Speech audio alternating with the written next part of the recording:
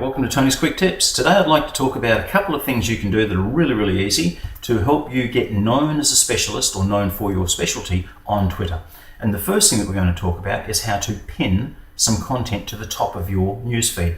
Now, regardless of how much content you decide to share on Twitter or how often you post, you can have one story, which is the story of your choice, sitting permanently at the top of your feed. And when I say permanently, it's only permanent for as long as you choose it to be. You can change this every day or every couple of days or every few weeks, as often as you like. The process is really simple, but a lot of people just aren't aware of it and they don't do it.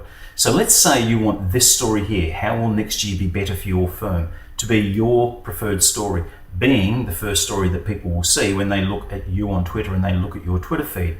Well, it's really easy. You work out which story it is you want. You then go to the little buttons that you can see underneath it, and you choose Pin to your profile page.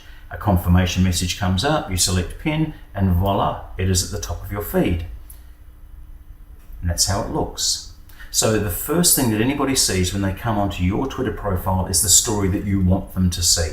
So it helps position you as a specialist, or it helps position you for the content and the area of expertise that you want to become known for.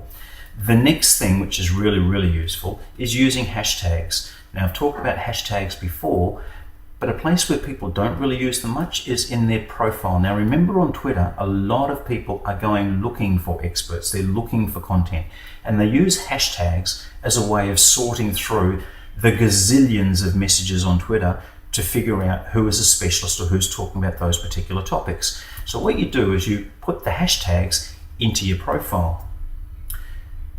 So underneath your photo, when you're in edit, you can change the words that are there in your profile.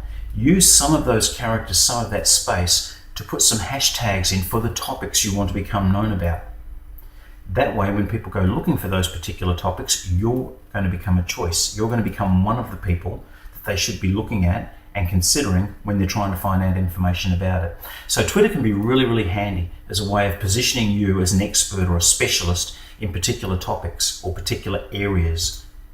So the two great ways to position for your area of expertise on Twitter are using hashtags on your profile and pinning tweets to the top of your feed. Do that and people will find you, and they'll be reading the content that you want them to read, and they'll be finding you because of the areas of expertise you want to be known for. And that's the quick tip for today. Awesome.